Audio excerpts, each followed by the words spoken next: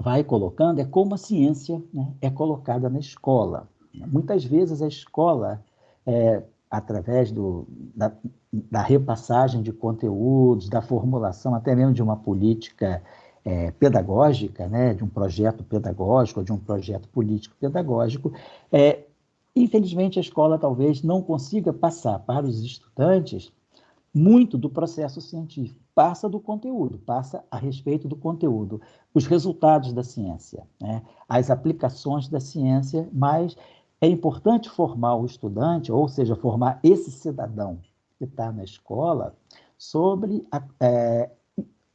informá-lo e formá-lo a partir, né, dos conteúdos que são estudados, o que é o processo científico. Então, é evitar, por exemplo, essa escola muito enciclopédica, que é uma escola de resultados e descrições. Descrever resultados, às vezes desconexos, sem colocar interrelações, sem apresentar as interfaces. Muitas vezes na escola, as teorias ou os conteúdos são apresentados sem uma visão crítica, simplesmente os conteúdos são dados como verdades científicas. E não existem verdades científicas.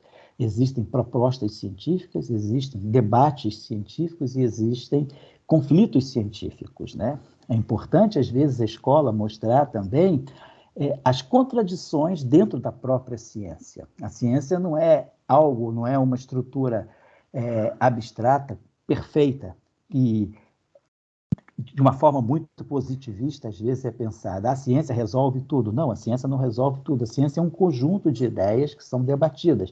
É preciso, então, a escola trabalhar muito esse sentido crítico com o nosso estudante. Ao apresentar uma teoria ou apresentar um conteúdo, mostrar também os debates, né, que esse conteúdo suscita ou suscitou, né, em tempos mais históricos.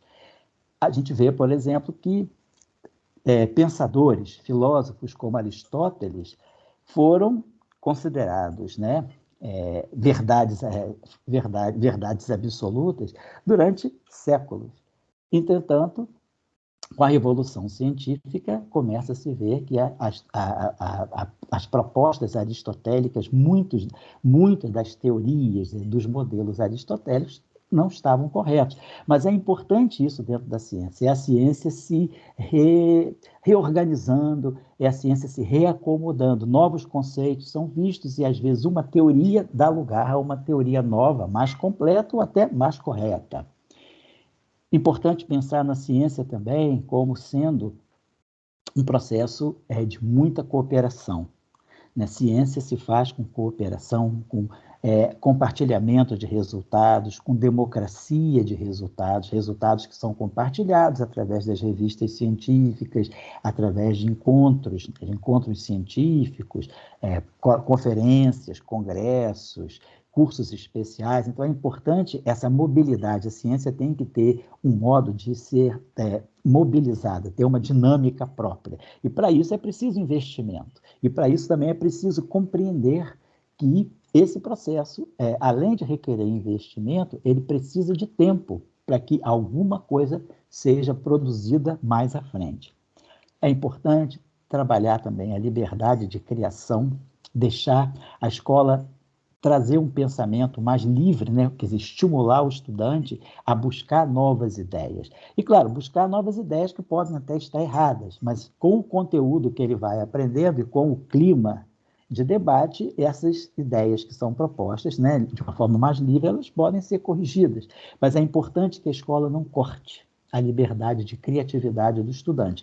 Muitas vezes o estudante é induzido a reproduzir resultados, né, simplesmente aprender alguma coisa e reproduzir sem justamente o espírito crítico, sem a liberdade de pensar de forma diferente. Pensar, como a gente diz na gíria, fora da caixinha.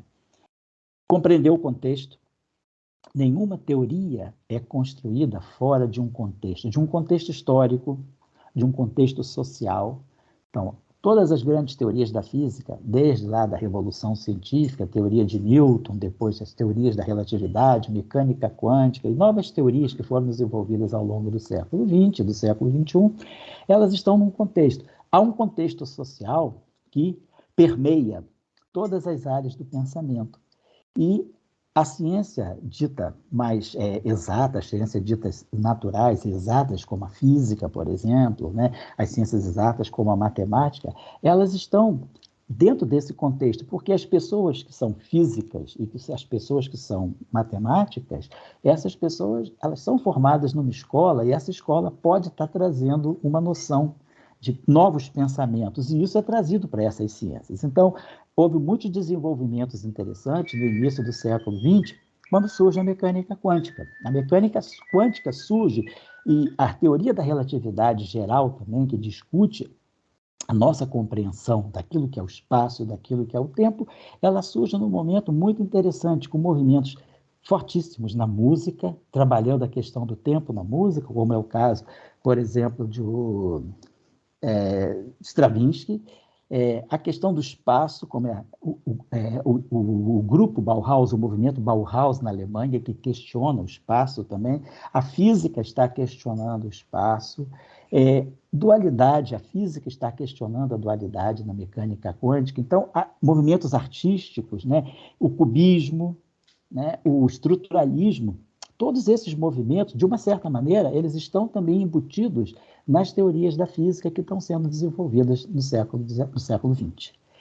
Identificar os paradigmas, quer dizer, é importante que a escola, ou seria importante que a escola, no seu processo de formar os estudantes, ela também trouxesse, durante a passagem dos conteúdos, ou durante a discussão dos conteúdos, paradigmas que cada uma das ciências que são estudadas tem. Nós trabalhamos sempre dentro de algum paradigma que às vezes não está claro para nós qual é esse paradigma. É importante que o estudante seja induzido a identificar esses paradigmas para que ele possa, dessa forma, compreender melhor aquilo que ele está estudando. Ele não seja simplesmente um reprodutor ou um repassador de conteúdos, mas ele compreenda como aquele conteúdo surgiu, em que situação ele surgiu, que ideia fundamental ele traz e quais são até mesmo os pontos nevrálgicos, os pontos fracos, né, daquilo que ele está estudando. Toda ciência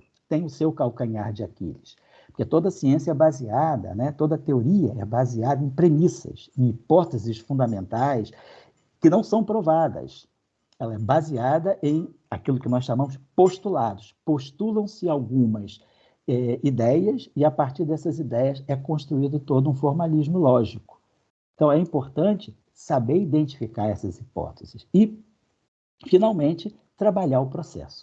Como a escola deve trabalhar o processo de constituição da ciência.